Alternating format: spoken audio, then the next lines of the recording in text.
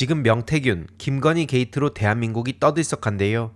방금 아주경제에서 이런 단독 보도가 나왔습니다. 알고 보니 명태균 씨가 지난 대선 후보 여론조사에도 깊숙이 관여했던 것으로 드러난 건데요. 다른 조사에 비해 윤석열 지지율이 유독 높게 나와 당시에도 논란이 많았습니다. 김건희 씨 초대로 취임식에 참석했는데 그때 직함이 미래한국연구소 회장이었고요.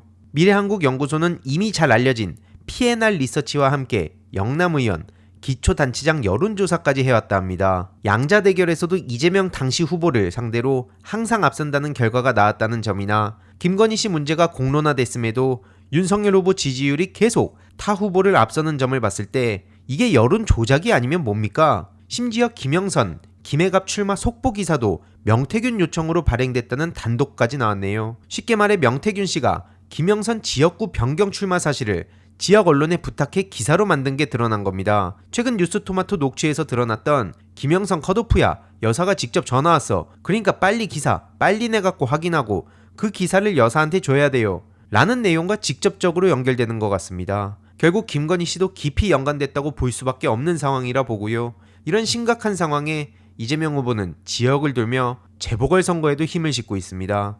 영광 곡성은 물론이고 이번 재보궐이 왜 중요한지 대표님의 말씀으로 마무리하겠습니다. 지금 한국의 역사로 봤을 때 매우 중요한 시기입니다. 네, 존경하는 영광 국민 여러분, 그리고 전남 도민 여러분. 우선 이번 폭우로 정말 많은 분들이 피해를 입고 또 유명을 달리하신 어르신도 계신데 애도의 말씀, 위로의 말씀을 드립니다. 제가 정부 얘기를 웬만하면 잘 안 하려고 하는데 지금 의료대란 문제를 두고도 모든 사람들이 걱정을 합니다. 또 과연 이 나라를 어디로 이끌어 갈지, 또 경제정책은 무엇인지, 문화산업정책은 무엇인지, 국민들의 민생을 위해서 어떤 일을 할 것인지를 도무지 알 수가 없습니다. 그저 현상 유지에 급급할 뿐만 아니라 어쨌든 본인들의 의사에 반하는 입장이나 세력들에 대해서 탄압하고 억압하는 게 거의 전부가 아닌가, 그런 안타까운 생각이 듭니다. 윤석열 정권의 이런 일방통행에 대해서 우리 국민들께서는 이번 총선에서 엄정한 심판을 하셨습니다. 정신 차려야 된다. 이대로는 안 된다. 이렇게 명확하게 선을 그었음에도 불구하고 개선되기는커녕 오히려 총선 이전보다 더 심해진 것 같습니다.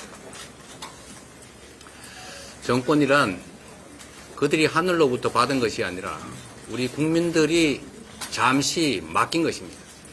그들은 우리의 지배자가 아니라 우리의 일을 대신하는, 국민의 일을 대신하는 대리인, 머슴들일 뿐이죠. 공적인 머슴, 공복들입니다. 국민의 의사를 존중하지 않고 국민의 경고를 무시하면 더 엄정하게 심판하고 책임을 물어야 합니다. 비록 규모는 적고 한 지역에 몰려있기는 하지만 이번 보궐선거가 가지는 의미는 곡성, 영광의 군수가 누가 되느냐 이 문제가 아니라 이 정권에게 국민들이 다시 회초리를 들어서 책임을 묻는 그런 의미가 큽니다. 경기도, 인천의 강화, 부산의 금정도 마찬가지입니다. 이번 선거는 또다시 정신 못 차리고 과거로 퇴행하는 정권에 엄정하게 회초리를 들어 징계하는 선거다라는 생각을 해주시길 부탁드립니다. 요새 금융치료라는 말이 유행인데 이 정권에는 선거치료가 필요하겠다 그런 생각이 듭니다. 우리 더불어민주당에 대해서 우리 영광 국민 여러분, 또 곡성 국민 여러분, 또 전남 도민 여러분께서 흡족하지 않다는 거 저희도 잘 알고 있습니다. 그러나 우리 국민 여러분, 도민 여러분, 한 걸음씩 더 나가도록 노력하겠습니다. 우선 우리가 정치적 선택을 할 때 지금까지처럼 특정 소수가 소위 기득권으로 후보 마음대로 정하고 도민들 또는 국민들의 의사에 반한 결정들 해온 사례들이 없지 않은데 앞으로 더불어민주당은 그런 일 없을 겁니다.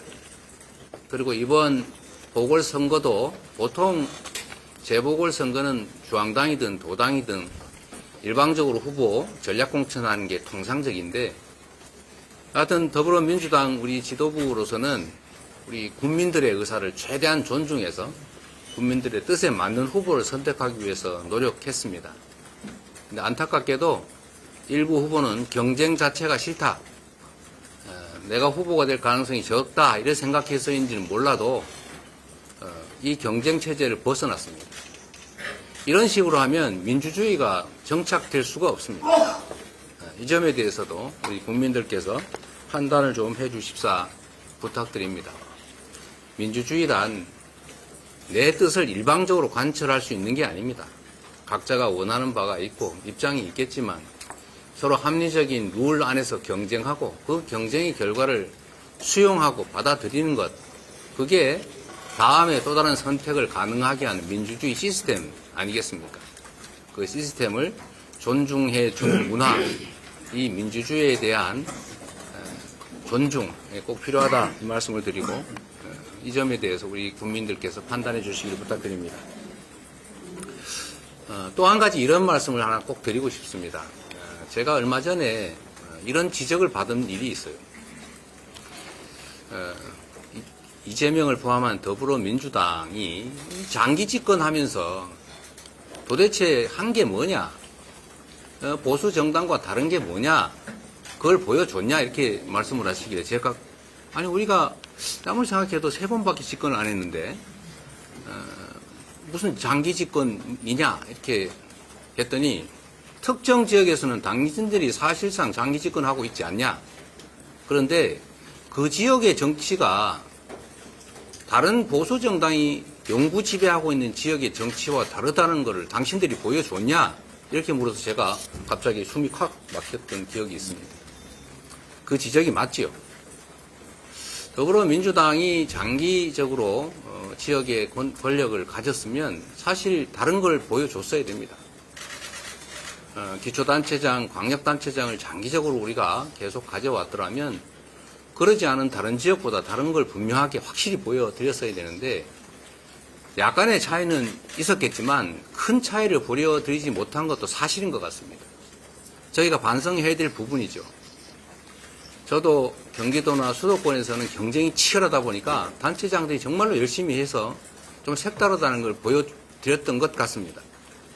저의 성남시도 그랬고 저기 우리 김우영 의원이 있는 은평구도 그랬고 어쨌든 경쟁이 치열한 지역은 차이들을 많이 만들어냈는데 경쟁이 치열하지 않는 내부 경쟁만 센 지역에서는 그러지 못했던 측면들이 있는 것 같습니다.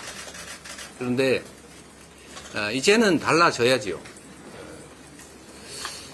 제가 2년간 당대표를 했지만 이제 총선에서 처음으로 저희가 소위 공천을 했지 않습니까?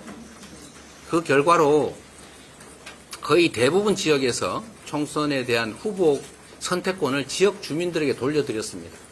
그 결과로 정말로 많은 변화가 만들어졌죠.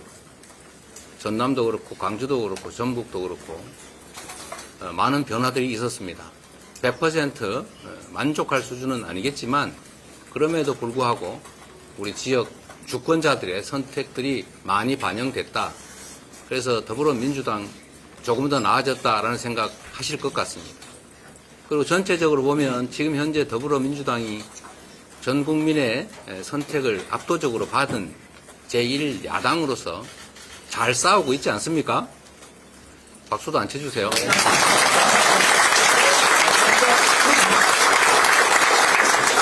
잘 싸울 뿐만 아니라 국민들의 민생도 잘 챙기고 이 나라의 미래가 잘 열릴 수 있도록 준비도 잘 해 나가겠습니다. 그리고 이 지방자치 문제는 이 새로운 더불어민주당 체제가 아직 한 번도 어떤 정치적 결정을 하지 못한 상태입니다. 그래서 저희가 한번 보여드리려고 합니다.